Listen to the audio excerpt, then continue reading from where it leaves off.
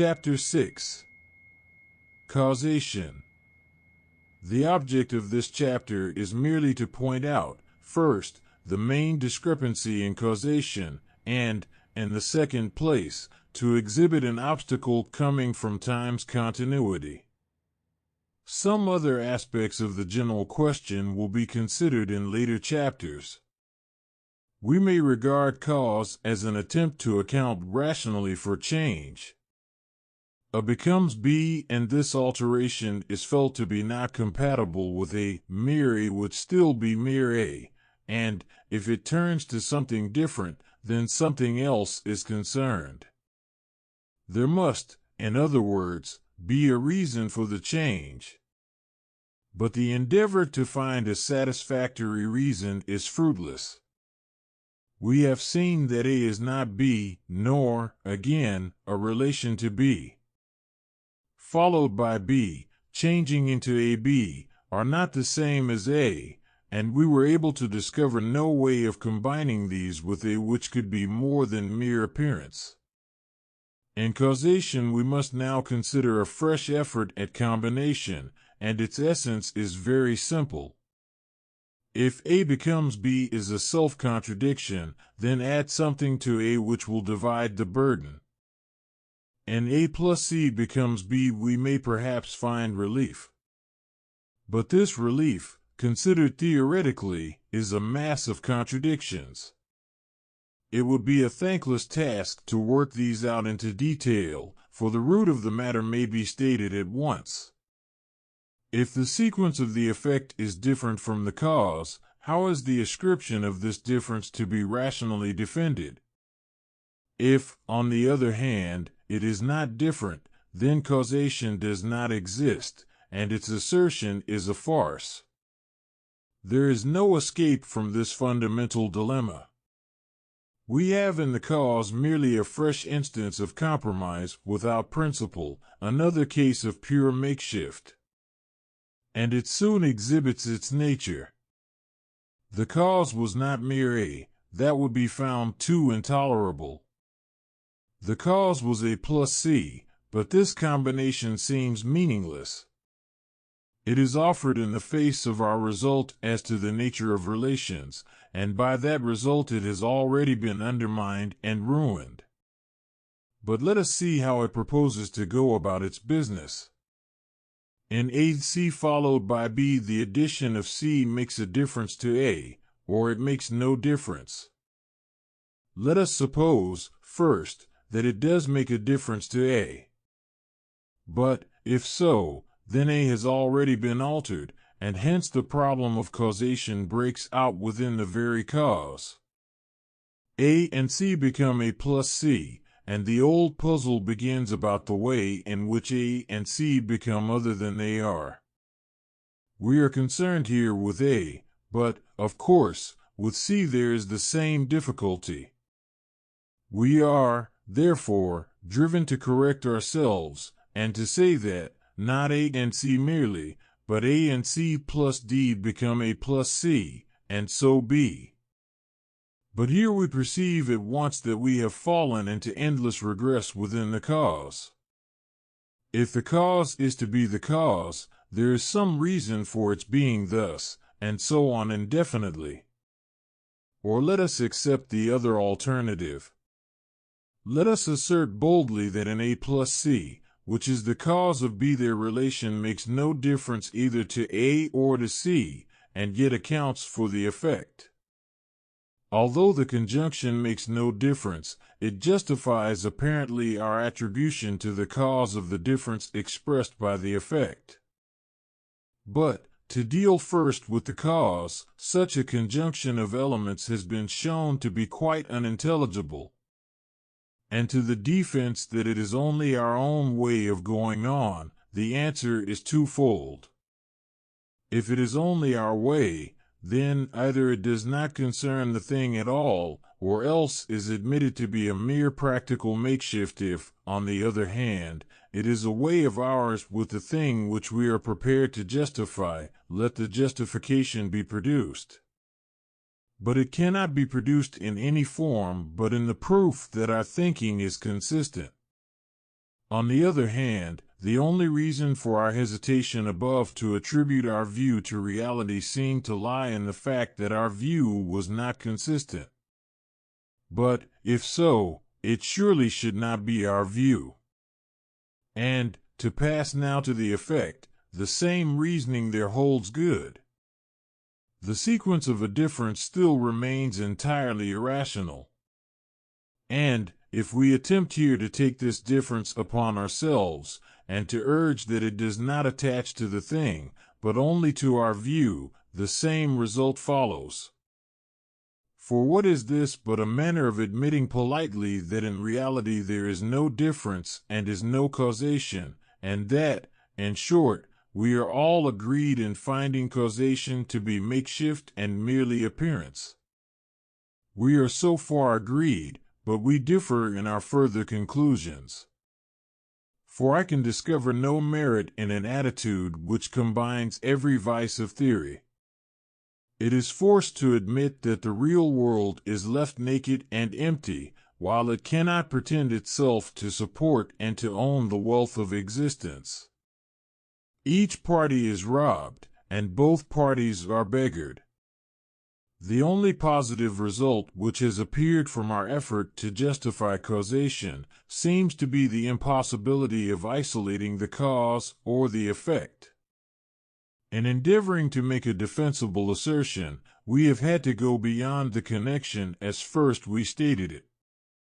The causa not only recedes backwards in time, but it attempts laterally to take in more and more of existence.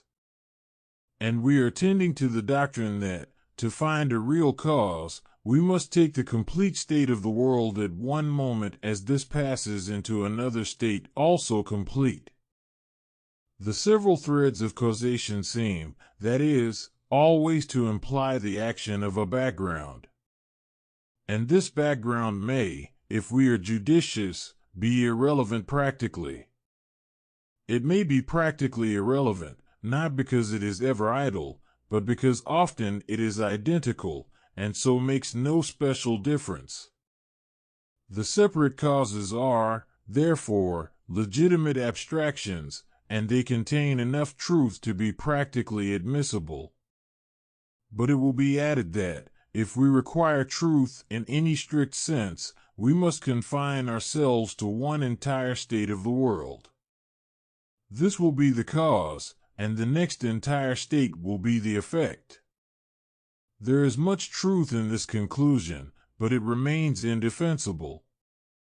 This tendency of the separate cause to pass beyond itself cannot be satisfied, while we retain the relational form essential to causation. And we may easily, I think, convince ourselves of this. For, in the first place, a complete state of existence, as a whole, is at any one moment utterly impossible.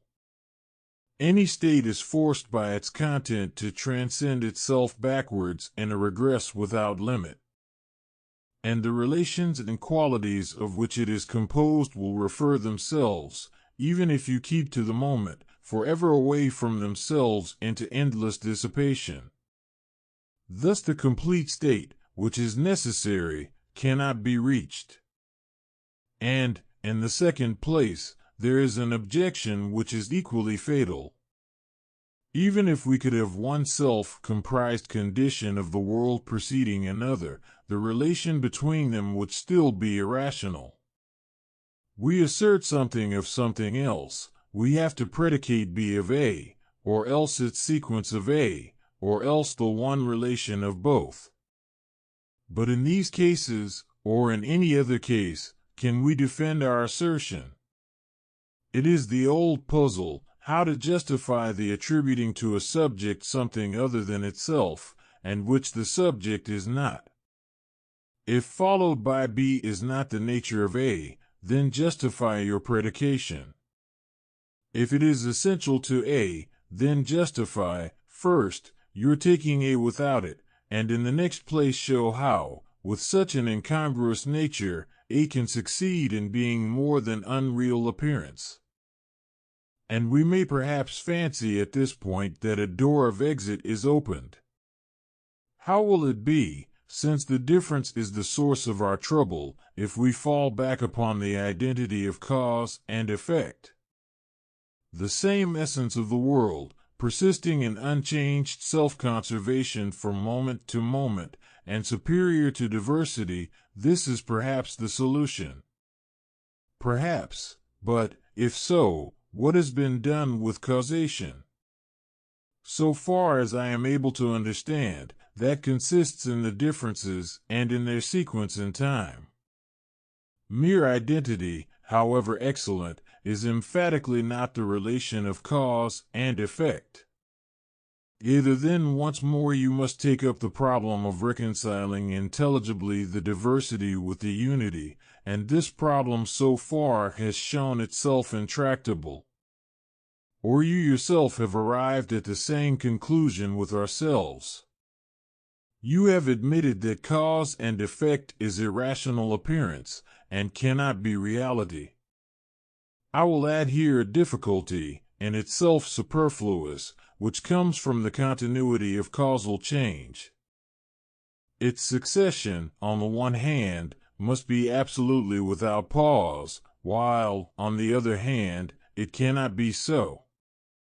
This dilemma is based upon no new principle, but is a mere application of the insoluble problem of duration. The reader who is not attracted may pass on.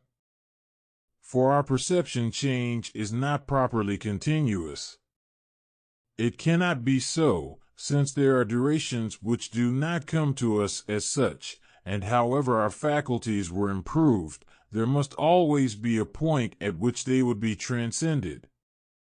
On the other hand, to speak of our succession as being properly discrete seems quite as indefensible. It is in fact neither the one nor the other. I presume that what we notice is events with time between them, whatever that may mean. But, on the other hand, when we deal with pieces of duration, as wholes containing parts and even a variable diversity of parts, the other aspect comes up. And, in the end, reflection compels us to perceive that, however else it may appear, all change must really be continuous. This conclusion cannot imply that no state is ever able to endure for a moment. For, without some duration of the identical, we should have meaningless chaos, or, rather, should not have even that. States may endure, we have seen, so long as we abstract. We take some partial state, or aspect of a state, which in itself does not alter. We fix one eye upon this, while we cast, in fear of no principle, our other eye upon the succession that goes with it, and so is called simultaneous. And we solve practically in this way the problem of duration. We have enduring aspects, A, B, C, one after the other. Alongside of these there runs on a current of changes minutely subdivided. This goes on altering, and in a sense it alters A, B, C, while in another sense they are unchanged pieces of duration.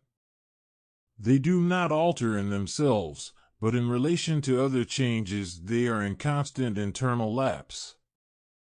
And, when these other changes have reached a certain point of alteration, then A passes into B, and so later B into C.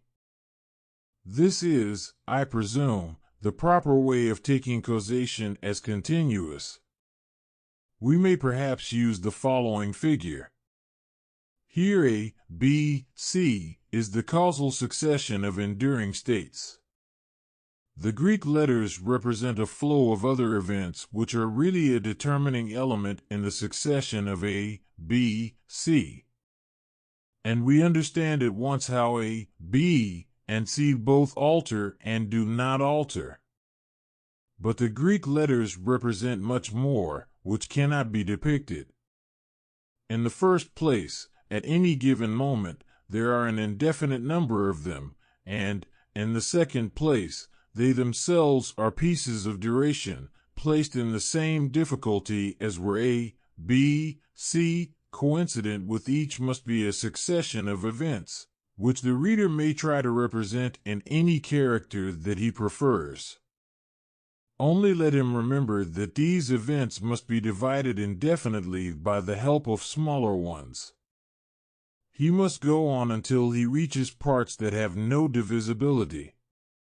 And if we may suppose that he could reach them, he would find that causation had vanished with his success. The dilemma, I think, can now be made plain. Causation must be continuous. For suppose that it is not so. You would then be able to take a solid section from the flow of events, solid in the sense of containing no change. I do not merely mean that you could draw a line without breadth across the flow, and could find that this abstraction cut no alteration. I mean that you could take a slice off, and that this slice would have no change in it.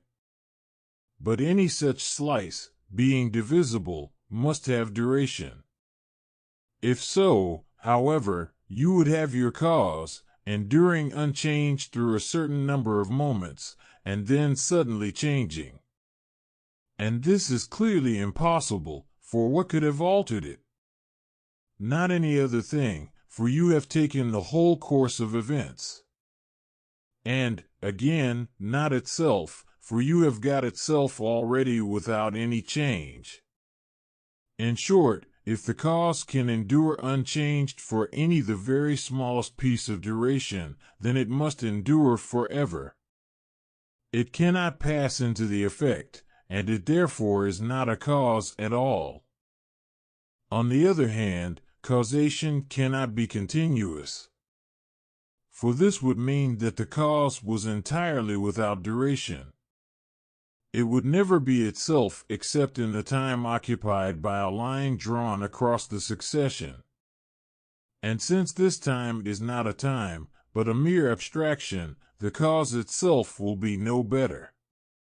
It is unreal, a nonentity, and the whole succession of the world will consist of these nonentities. But this is much the same as to suppose that solid things are made of points and lines and surfaces. These may be fictions useful for some purposes, but still fictions they remain.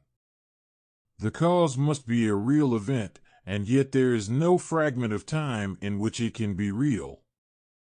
Causation is therefore not continuous, and so, unfortunately, it is not causation, but mere appearance. The reader will understand at once that we have repeated here the old puzzle about time.